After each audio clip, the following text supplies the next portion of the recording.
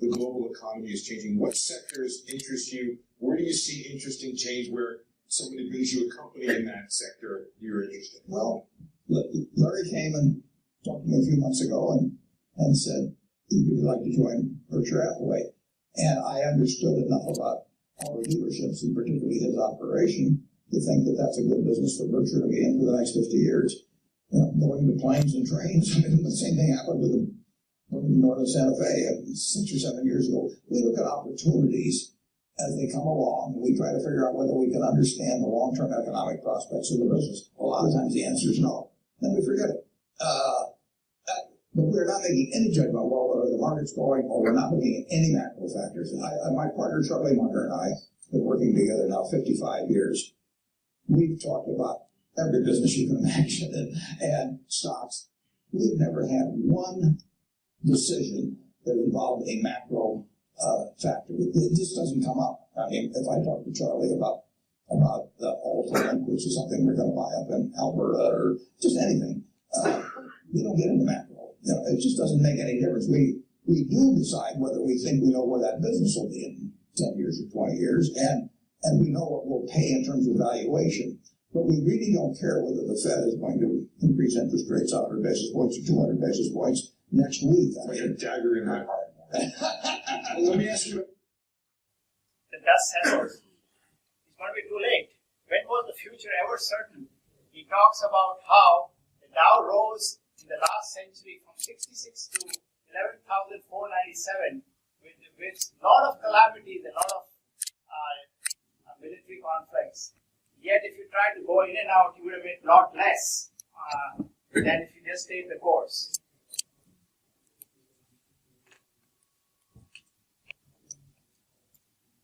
Here's some more thing. So I think I want to highlight in October 2008, he wrote a brilliant New York Times op-ed page in which he jumped in like a kid in a candy store. And even veterans like Soros and former chairman of Goldman Sachs, they were very shaken. Soros was saying the democracy is dead, 50 years of leveraging is now coming home to roost. In March 2009, it hit a low and they reconfirmed their thinking. 3 months later, when the markets returned, somebody asked Soros what happened. He said, well, the government did something right. But Buffett said he knew the government did complexity. And these are just observations in nature. And by the way, stock markets and economy is just 2 lines in the whole book.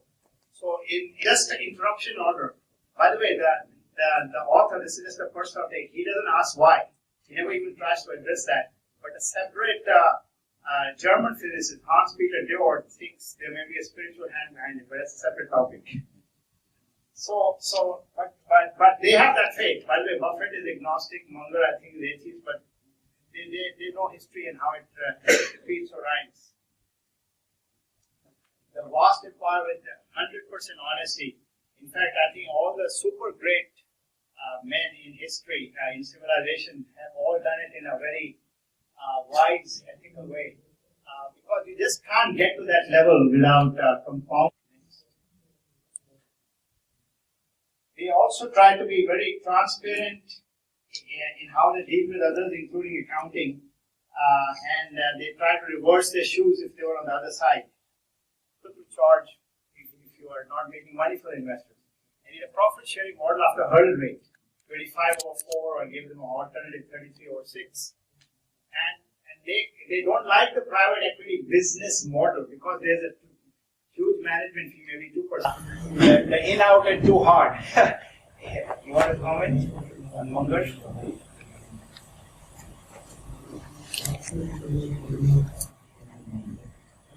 Generally, they say that whenever they have an idea comes up for most of the things, they are able to take a decision very quickly. But one thing that they've talked about quite often is that stock market, like many other things, is very simple to understand but not easy to do. And I think that is where all of us make a mistake. In fact, Mr. Narayan Murthy also made this statement that Indians have a tendency that we think that articulation is execution.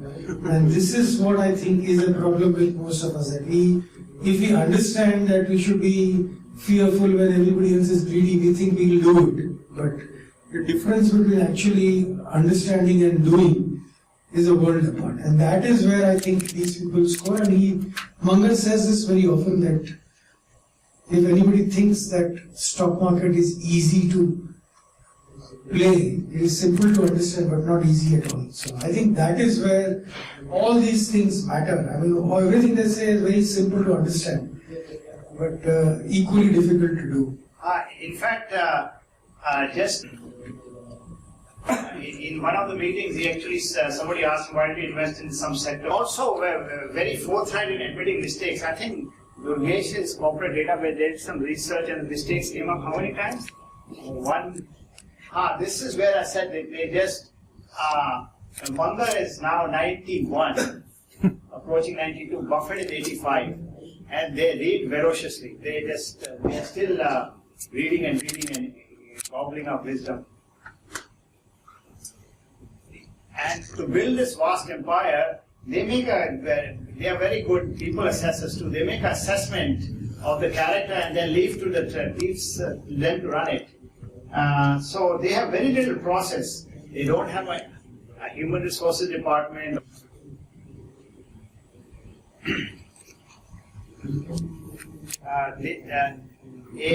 They are also very, very efficient. They do a handshake, the money is exchanged within 48 hours many times, if that, and the lawyers follow up months later with written documents. So their two quick filters are do they understand the business, and is it understandable at least 10 years? And that, by the way, is an understatement because P80 is making this comment. This is a 100 to 200 year investment. He wants to leave a legacy. And if you don't know it, he says it's not a competency. Durgesh, would you like to elaborate? Other company, and I have known him for a long time. And this guy has done extremely well buying and selling sugar stocks. What I find amazing is that he doesn't get tempted with everything else that all of us get tempted with all the time. And to my mind, even with Buffett and Munger, the big thing is that not what they do. I think almost all of us do what they do, but the ability not to do anything is something that I think is very, very difficult. Like, you see them sitting without a particular deal for years, and that I think is not something that most of us are able to do. And that's where I think all the difference lies. Even if you know they are big and attractive like American Express or Coca-Cola 20 years back, you cannot do much about it. And in fact, in terms of moats, as far as banking and mortgage, their biggest investment is Wells Fargo on the banking side. And I remember in May 2009, Buffett mentioned that if he was allowed by regulator, he would put in 100%. And so one quote actually of John Stump, their head, is that loans don't go good or bad, but are good or bad at the time they are made. And the worst mistakes are made in the best of times. Now this last bullet point is also interesting. Huge benefit from economies of scale. I'll just bring in one of the multidisciplinary thinking that comes in. Munger cites the example of a ball of steel in physics. You're talking physics and applications now. And if it's hollow on the inside, you fill oil. And then you take double the amount of steel. And then what happens is the amount of oil inside will triple. So counterintuitively, the best and the largest companies in a sustainable sector and are well managed have disproportionate economies of scale. So the same capital gives them higher profits. Oil is like the profits. So this is where he's applying physics. It's not important. What I find is that over the years, again and again, he has repeated that insurance is a tough business. And they do well not because they are in an easy business. In fact, according to him, the average return on insurance by the industry is lower than the Fortune 500 companies or the S&P 500 companies. He says that they do well only because they have very good managers. And so, again, in insurance, his point is that, like the stock market, if you have the ability to say no to business when you feel that returns are not going to be great, that is the only thing that you need. And that's what most insurance companies are not able to do. So there is a bit of a disconnect in what generally is understood. People think that he just buys good businesses and he does not give importance to management. But he himself has done this because insurance is one of the biggest businesses that he's owned over the years. Modes and brands and businesses which have intangible advantages. But what is amazing is that the ROE in the manufacturing businesses that they own also has been unreal. When we look at these numbers, 19% is in an environment in the US where the interest rates are 3, 4 or 2-3%. So the equivalent numbers in India would be mind-boggling. I don't think we have even 10 companies in India which will match the equivalent numbers. So he owns a lot of manufacturing businesses also, and businesses also are extremely profitable. Realizes that this is the biggest problem with promoters in India or investors in India, and it's really difficult to watch anyone keep the discipline and not get into things that they should stay away from. Obviously, he's saying that this is a problem in the US also, and he keeps saying that our job is only to make sure that companies that we own, whatever cash is made, our job is only to make sure that we allocate that cash rationally. And he also says that they just talk to the CEO once in a year to ask the CEO that if tomorrow the CEO gets hit by a truck, who the CEO thinks should be running the business. That's about it. There are so 2 jobs they have to do is find one person to run the business and second allocate the capital. Many times M&A people just talk about synergies, but many of them don't work out. In fact, most don't. And so they also spend time analyzing why there were dyssynergies. So they are just done everything upside down.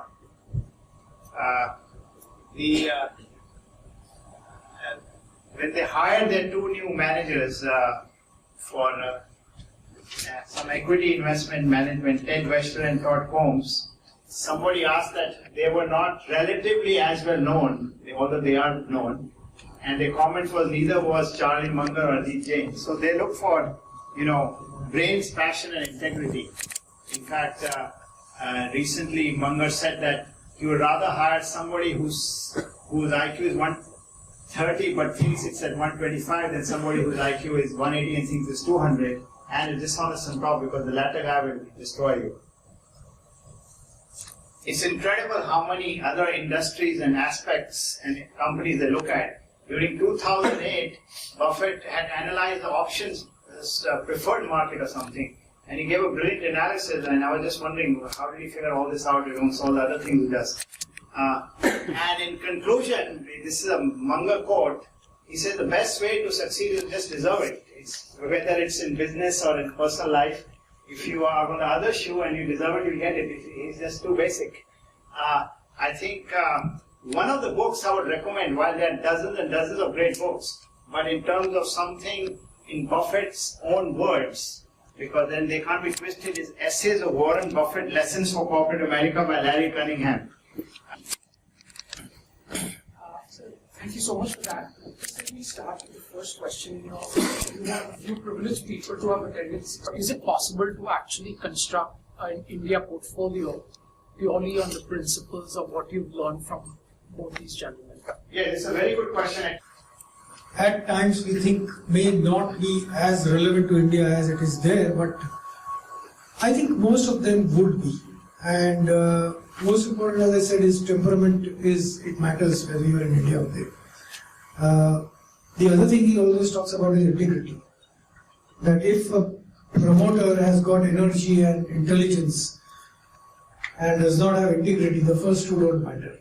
That's very common in India. I think it's probably more common here than there, that we have more people with enthusiasm and intelligence but lack integrity. So I think it does matter. Most of the things would be relevant.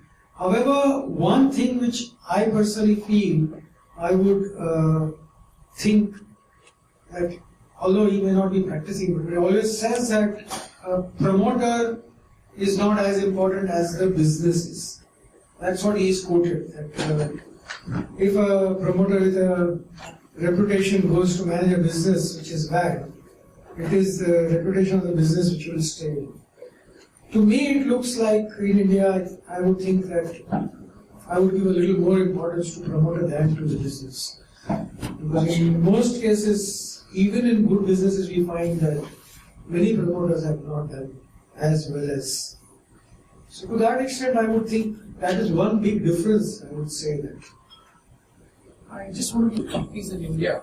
If you just backdate the data for the last 10-15 years and take just two filters at minimum 10% revenue growth and at least a 10 to 15% ROE, out of these 5,000 companies, there are not more than 100 companies who pass that filter.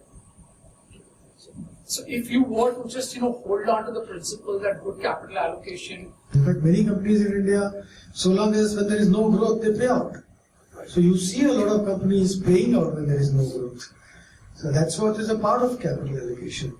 And of course, if you talk about his model, the difference is that when he owns a company more than 80%, what happens is that he can seamlessly pull out the money from there and do whatever else he wants, which is not possible in India. But that is at a structure level which I don't think we are much bothered about as you and me. But if somebody is looking at a business, yes, that is one difference that he has. And HDFC Limited, going back 20 years, its CAGR in rupee terms was around 28%. The Sensex was 15, but because of magic of compounding, 15 got you 16 times, that got you 160 times. If you add in dividends and compounding, it was 180 times. So they are companies if you have the ability, liquidity, and confidence to hold on. There are of course different ways to do well in the market, but to me this is the most sustainable, predictable way with the process. Doesn't mean other people also won't do it. And in India, we have seen at every cycle there are different leaders. Although in every bull market there are different leaders. So when would you sell a leader which is now, and how would you identify whether the trend is turning now?